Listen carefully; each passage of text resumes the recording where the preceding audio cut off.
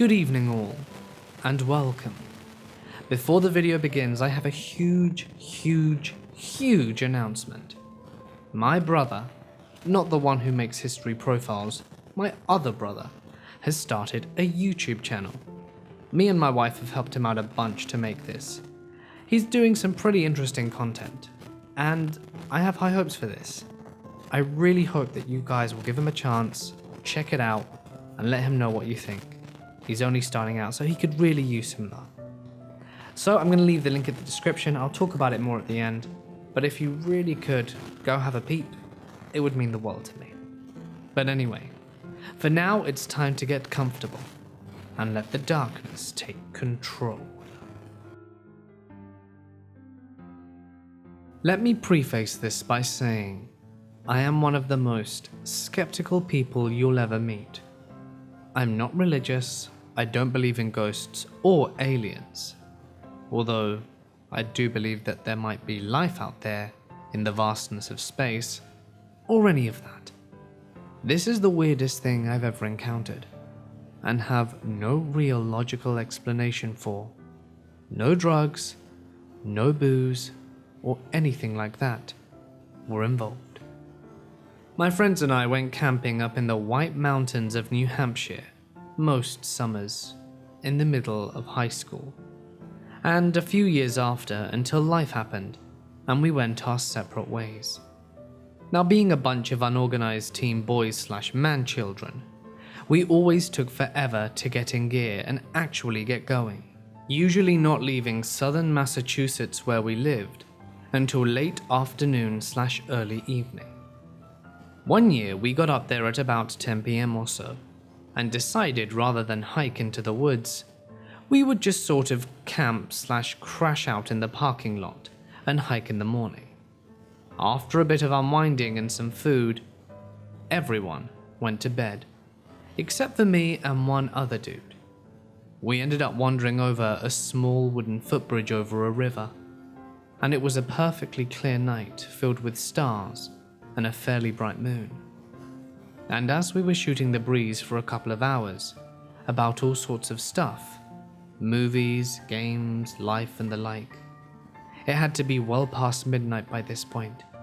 So as we were chatting, we both got this creepy feeling of something being there, and it was sinister. Looking at the far end of the bridge, there was this massive dead tree. No leaves, just clawing branches, silhouetted against the sky. We both were like, man, I swear that tree is creeping us out. But that's just silly, right? At first, we tried to dismiss it as silly, but both of us kept feeling more and more unnerved, until finally I was like, screw this, I'm a grown man. I'm not afraid of a damn tree. I'ma walk over there. I get to about 2/3 of the way, and it feels like something reached in and grabbed my pounding heart, and I went ice cold. I backed up and was like, yeah, I'm afraid of a tree. I seriously think I'm not coming back if I go over there. We retreated from the bridge and decided to go back to bed into the sleeping bags by the car. Next morning after breakfast, we decided to hike into the trail by going across that bridge. Halfway across, my friend freezes. Dude? I look across the bridge. It's a clearing. There are no trees there. My old man was an avid outdoorsman in the Colorado Rockies in the late 80s. He'd go on week-long treks with his buddies.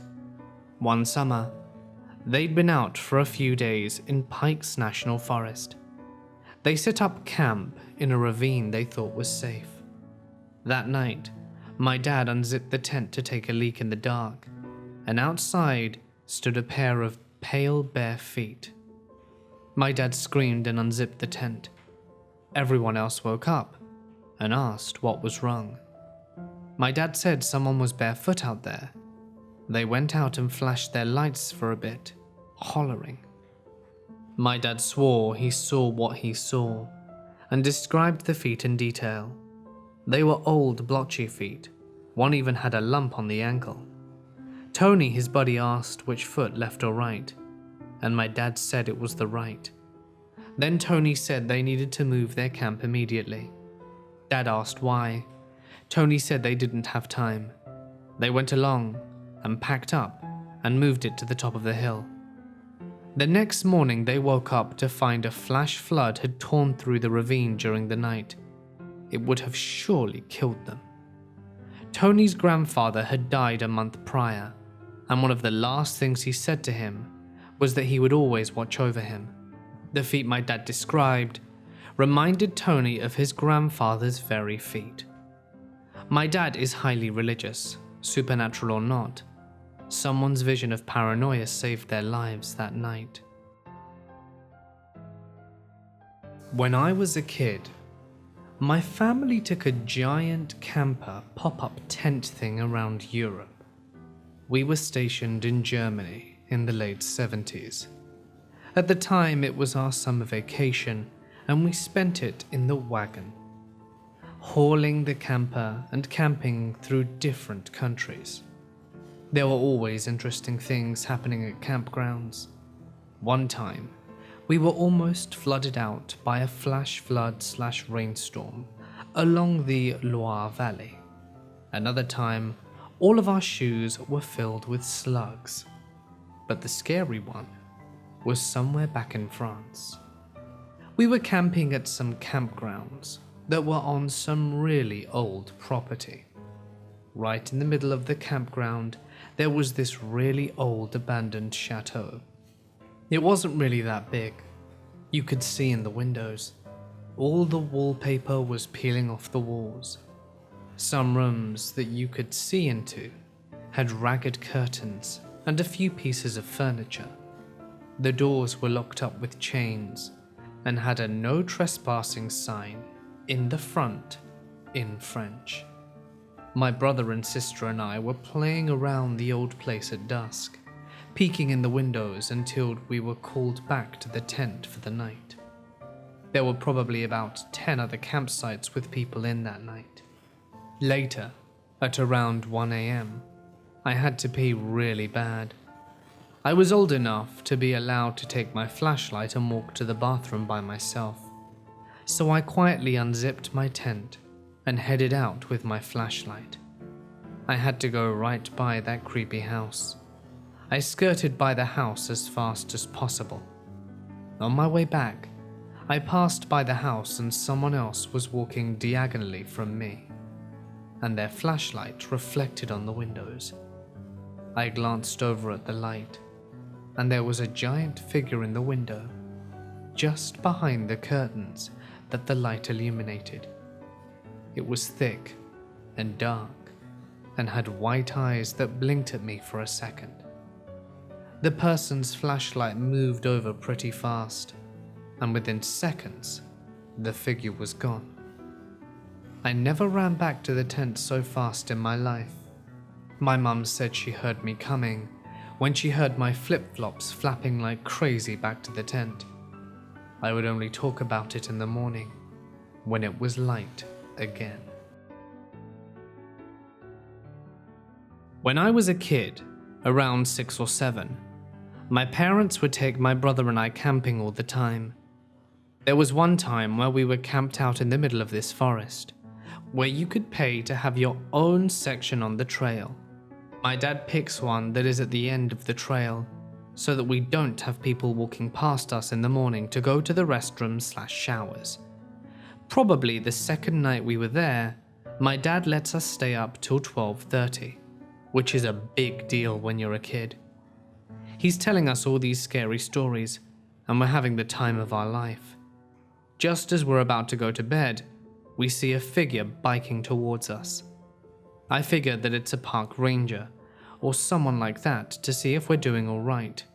Nope. This guy, who is completely hammered, gets off his bike and starts walking towards our site. As he's walking up, I see that he has a rifle on his shoulders. He begins by saying something like, "Why you guys have my spot?"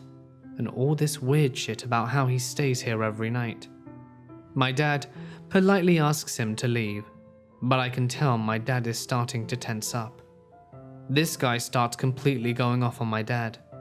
My dad stands up, and the guy moves for his rifle on his back. As soon as that happens, my dad reaches into the fire and throws a log at the dude. Then my dad tackles him and told my mum and brother and I to run for the park rangers. We run until the rangers who are already looking for the guy, and they go and help my dad. My dad was taken in for questioning and let off the next morning. His hands were bruised as hell, but he had no burn marks. 2 weeks ago, I went camping in the Zagros Mountains as part of a last-minute post-college unwinding session. I was getting ready to start working at a local law firm, but I wanted to see a little more of the world before too much time passed. On an impulse, I bought myself a ticket, and 3 days later, I was flying out of the Boston International Airport. 29 hours later, I was standing at one of the trailheads, which started in the southwestern corner of the Iranian Plateau and ran for 14 miles until it merged with another trail. While I don't have any idea about the local geography, I did have some pretty good navigational items on me, and the path was so straightforward that I wasn't worried about getting lost. My plan was to take 2 days to hike this trail, and then I'd head into one of the big cities and see some of the nightlife. I'd maybe find myself a girl or two to show me around, and then I'd head back home for the end of the week. It was a foolproof plan, and I couldn't wait for my first night in the woods. Everything went perfectly that day. I covered the first 7 miles, and then I set up camp in a small grove of oak trees.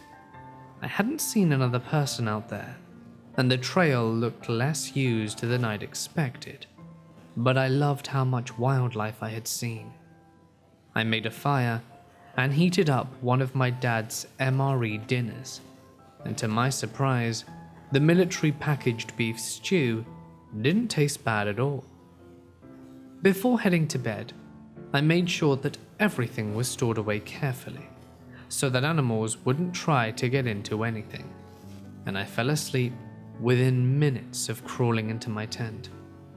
Sometime later I woke up, and it took me a moment to remember where I was. I lay still trying to figure out what had pulled me out of my slumber, and after a few minutes, I didn't hear anything, so I wrote it off as a dream and fell back into a light sleep. The next time I woke, I could see the moon shining through the tent window, and I could hear soft, lovely music. My first thought was that it sounded like the kind of flute you hear in Celtic songs, but the longer I listened, the more it sounded ethereal and out of sync. It was as though multiple instruments were playing, and the rest of the nocturnal forest sounds had ceased. I untangled myself from my sleeping bag, and I carefully unzipped my tent so that it didn't make any abrupt noise. I didn't think I was in any particular danger, but I wanted to be cautious, since it was admittedly weird to hear random music in the middle of nowhere at roughly 3 a.m. I left my eyes to adjust to the moonlight. With it being a full moon, I could see my campsite well enough. Everything was in place, and I didn't see anyone around.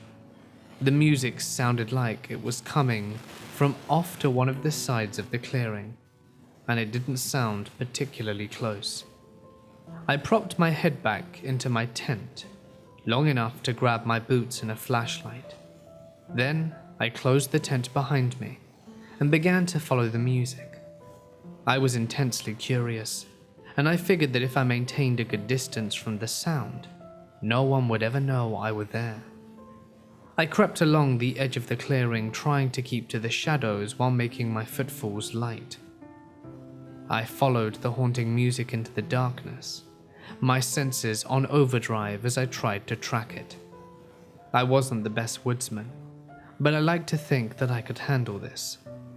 After about 10 minutes, I came to a halt, my chest squeezing in a moment of blinding panic. Whomever was playing the music was probably perfectly friendly, but in the off chance that they realized I was defenseless, surely I could always punch them.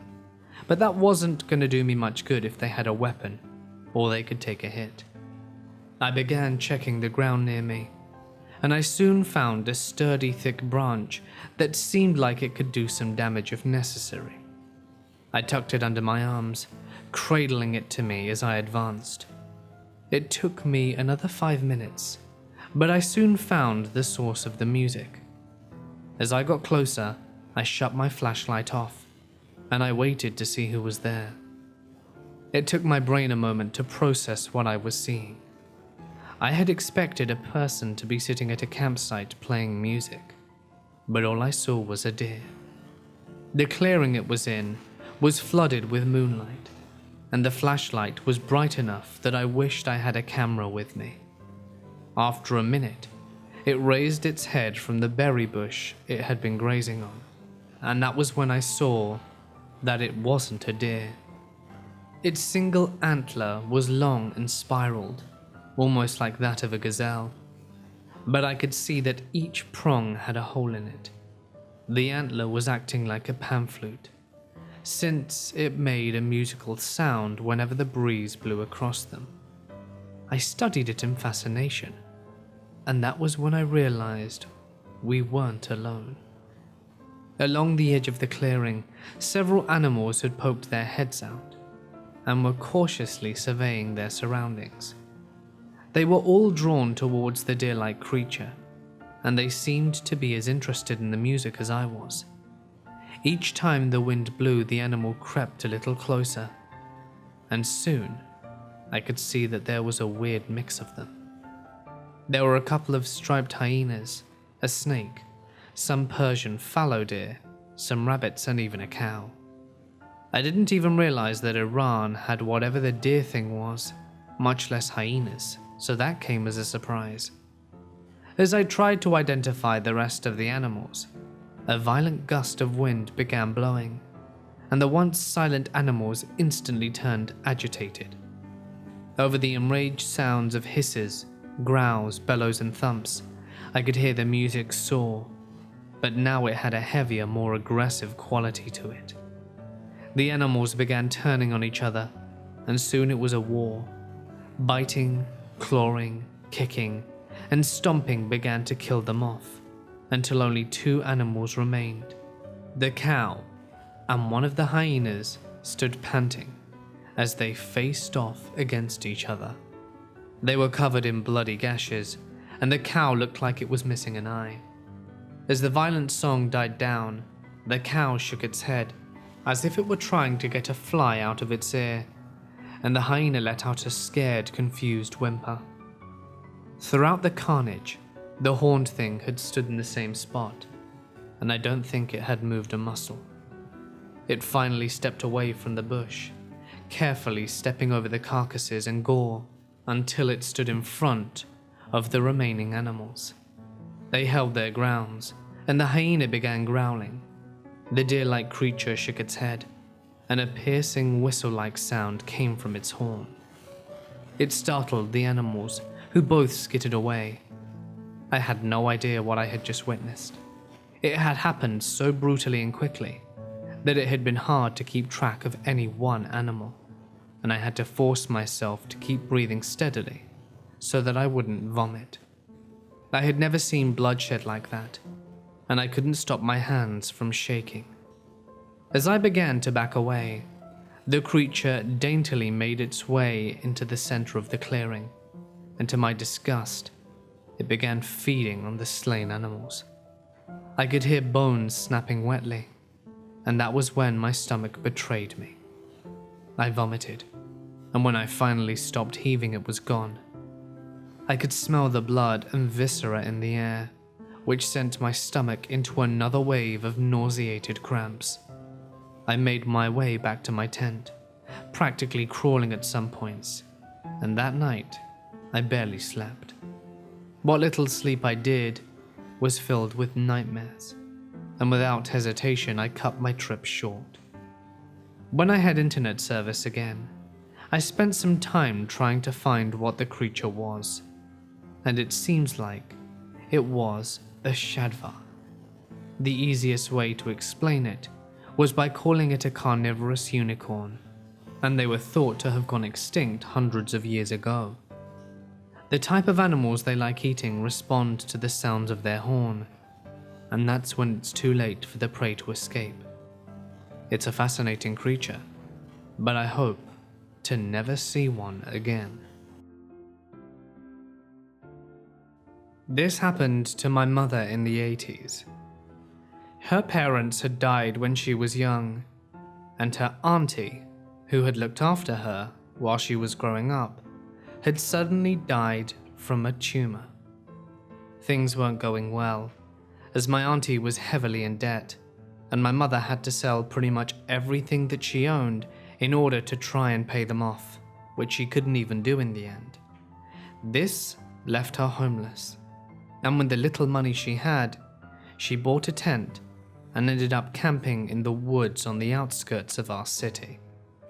She had a rough start, and this wasn't ideal, but she found a job waitressing at a local strip club nearby. They had showers which she could use, and she was very grateful just to get clean, she told me. There was one time at about 3 a.m. as she was finishing up her shift that she was making her way back. That night, a guy had been trying to talk to her, but all my mother could think of was about getting this money this month so that she could hopefully try and find somewhere to rent, as living in a tent is not only dangerous, but damn right horrible. You can't fit your life into a small plastic sheet, as she put it. Anyway, this guy was following her home.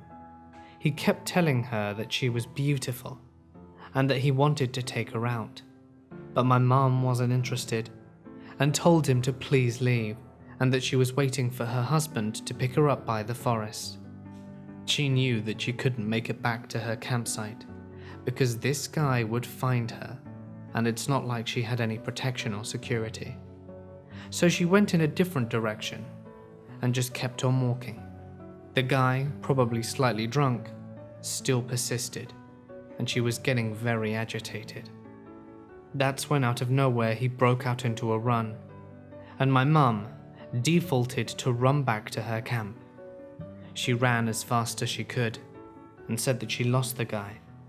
When she made it into her tent, she turned out her flashlight and just lied there, silently. She didn't even want to get into the sleeping bag because she didn't want to make the noise, and was conscious of every sound around her as it permeated through the tent as she listened in silence. Growing ever more nervous, she waited until she passed out from the fear. She doesn't know what time this happened, but she woke up in the middle of the night. It was still dark, and she could hear footsteps gently rustling near her tent. She was bricking it at this point, confident it was the man from earlier. She tried to squint, but without any light, it would be impossible to see, as this guy didn't have a flashlight either. How the hell could he have found her tent, she thought. Maybe he turned on the flashlight before. She laid there, getting ready to die, or ready to embrace whatever dark plans this sicko had. She didn't even have any protection. No knife, no gun, nothing. Perhaps the blunt end of the flashlight could do some damage, but it was light, cheap plastic, and she severely doubted it. As she waited in silence, the footfalls padded away, and she stayed alert, waiting for them to return. It was when the first signs of daylight started to break through that she got the courage to exit her tent and look around. She didn't find anything amiss, but as she was getting up to go pee, did she see a paper on the ground that wasn't there when she arrived. It was a flyer from where she worked, and scribbled on the back was an ominous message. Be here tomorrow and I'll kill you. It didn't take her long to abandon her tent, and she slept round one of her co-workers' houses for the next few nights. That ended up turning out to be 2 years, as they ended up getting along pretty well. And she finally got enough money to get her own place and met my dad. And that's a story for another time. My mum doesn't like to dwell on what happened, but she knows very well she got lucky, as that guy managed to track her down and she was defenseless. He could have done horrific things while she was asleep. Who knows? If he'd have gotten his own way, I don't think I'd have a mum or be here to share her story. It was the end of my freshman year of college, so my friend and I spent a weekend at my family's cabin by ourselves to celebrate. The weekend was fairly uneventful. The most exciting things that happened involved burning a pizza on the grill and a chipmunk trying to join me while I was using the outhouse. But then, we had to leave. Even though I had gone to the cabin every summer since I was born, I didn't really know how to get to and from it. We had been using my friend's dad's GPS. It was pretty old, and probably hadn't been updated in a while, which is likely why it took us where it did. The route we took was unfamiliar to me, but what did I know? It was a GPS. I trusted it enough to bring us where we needed to go. It took us down a twisted side road that I knew was wrong, but I kept on going, thinking that maybe it was going through the woods and that it would be faster. That's when it told me to take a left. I obeyed, but was extremely confused because it looked like a dirt road. I slowed down and looked at the GPS when my friend let out a horrified, "Oh my God." I looked up and realized we weren't on the road at all. We were in someone's driveway. Then I saw the dolls. They were worn by the weather, full of dirt, and faded from the sun. The ones I took note of were the clowns and bodiless heads. There were so many, I wasn't able to take all of them in, and every single doll was hanging from a tree. My friend and I were both shrieking at this point, her yelling at me to get back up and get out of there, and me yelling, "What the hell," over and over. We safely got back to the main road, and followed that until the GPS gave us a different route, which took us home without further incident. Although I didn't see the person living in that rundown house, it was one of the most terrifying things that has happened to me. It didn't even feel real while it was happening. I felt like I had been dropped in the middle of a horror movie about a serial killer with a doll fetish. Sometimes I wonder what would have happened if the person living there had been there when we pulled up into their house, but I try not to let my imagination get the best of me. I do sincerely hope we never meet that person. When I was a student at university, I took a hike I'd never forget in Bogotá, Colombia. It was IRC, my first or second semester, and we had to pick a site on which to design our semester project. We're architects, by the way. Behind the university, there's a big-ass park, Parque Nacional Bogotá, Colombia, by mountains. Many of the other students just chose a site no more than 200 meters from the campus entrance. But me, saying screw the norms, and some mates decided to go deeper into the park. Like we really went into the hills to just explore. We were chilling and trying to find the perfect spot to work on, when one of the group drew our attention to the most horrifying scene. 3 people were beating and cutting with machetes a duffel bag which bled profusely. We noped the hell out of there and ran away. The people saw us, and I don't know if they followed us or anything. Needless to say, we chose a site right next to the campus entrance. Screw those mountains and those weirdos. My boyfriend and I went backpacking in the mountains. I'd been camping before, but only car camping, and didn't have to carry my bag for long, if at all. So this was my first time actually backpacking. After getting lost, trying to find a parking lot that the map swore was there but wasn't actually there, we drove around the mountain and finally found a parking lot at the top. We'd planned to walk down the mountain, camp, and then walk back up the following day. About an hour in, it's maybe 6 p.m, and we come across this guy sitting off to the side of the trail, cooking in a cheap gas stove. He asks if we know where we're at, and if we can point him in the direction of a certain place on the mountain, and says he was parked there.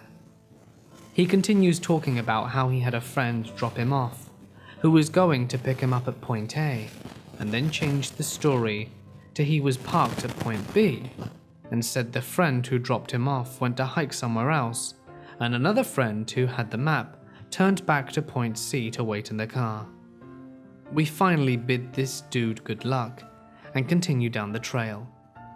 The trail is poorly marked and doesn't correspond with the map we found online. We couldn't get an actual map because the park office was closed due to asbestos. So we're really confused when we come to a horse trail with no markings to tell us if we're still on the right path. We decided to go down the trail and see if we can find a place to camp for the night and find our way out in the morning. Both sides of the trail are lined with barbed wire, preventing us from being able to camp there. Eventually, we run into a huge puddle in the middle of the trail, and we decide to turn back and go back to part of the trail before it turns into a horse trail. That way, we can camp there for the night, because it was really dark and we were tired.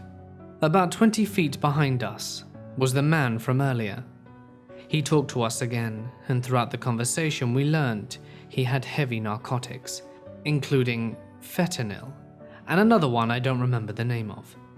By this time, there are so many red flags, changing stories, following us, fentanyl. So we took off and decided to go back to the car and just drive home. We live about 4 hours away, and we're about 6 miles from the car. So we take off up the trail as fast as we could. I got severely dehydrated on the way and was struggling. We had plenty of water, but it was very hot and were practically running up the mountain. Eventually I started hallucinating, thinking I was vomiting blood, but it was just red Gatorade, or that there was some blood coming from my shoes, sweat.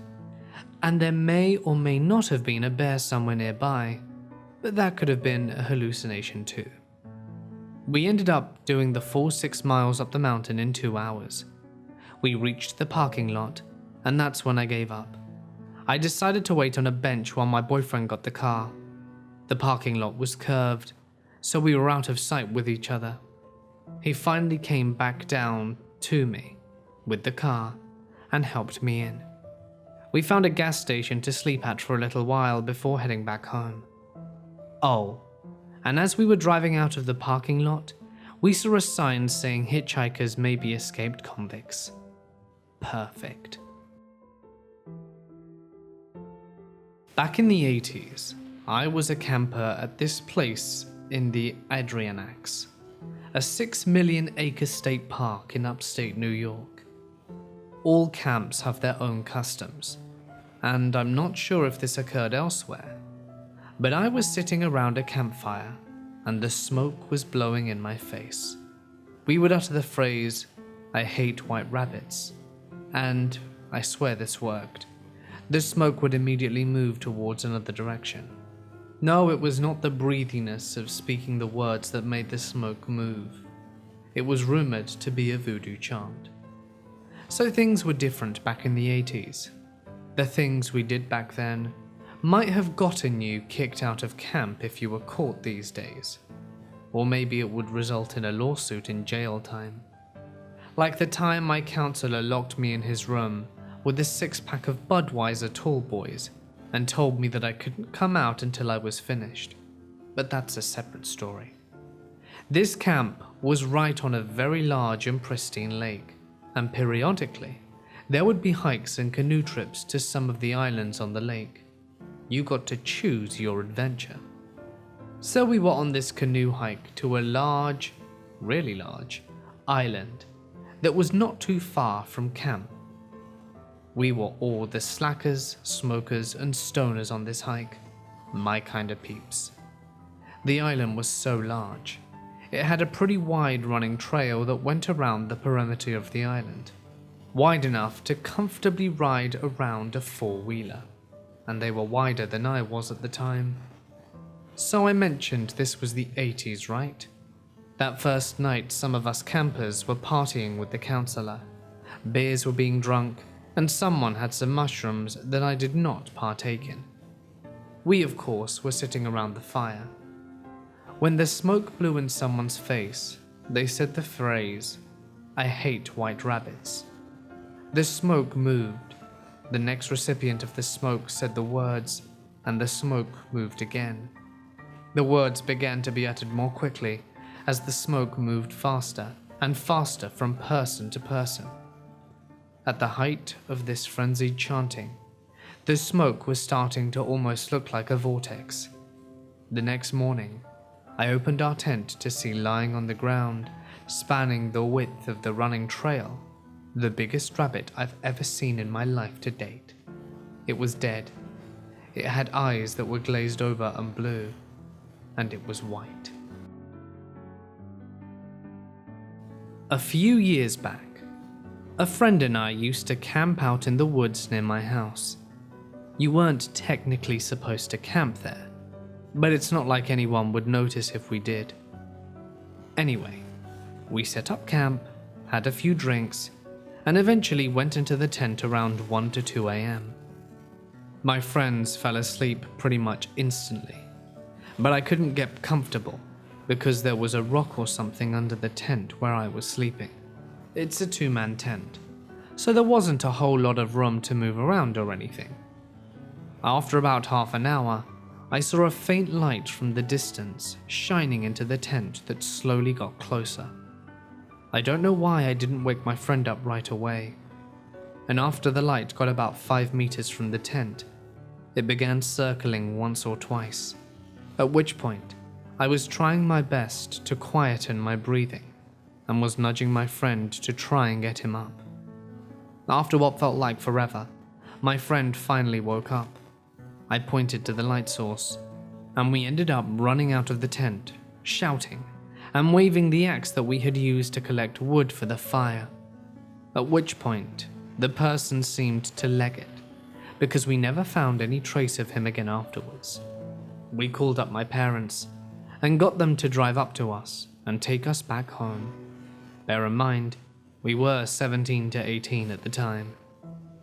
About a week later, my mother found out from one of her dog walking buddies that there was a man in his late 20s that routinely snuck into farms around our area and took pieces of farm equipment. So I could only assume that he was looking around our camp for things to take. Almost 4 to 5 months after that, a homeless man was arrested for murdering his friend in a town close to where I live. Apparently, he used to sleep in and around the woods that we were camping in. The moral of this story is not to go camping where you don't belong. Go find an actual campsite where there are people who will protect you from this sort of thing.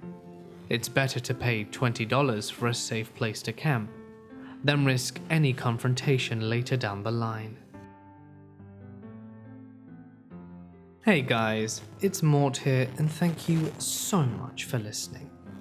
Like I said at the start, my brother has started a YouTube channel. My wife and I have actually worked a lot to help him take it off the ground.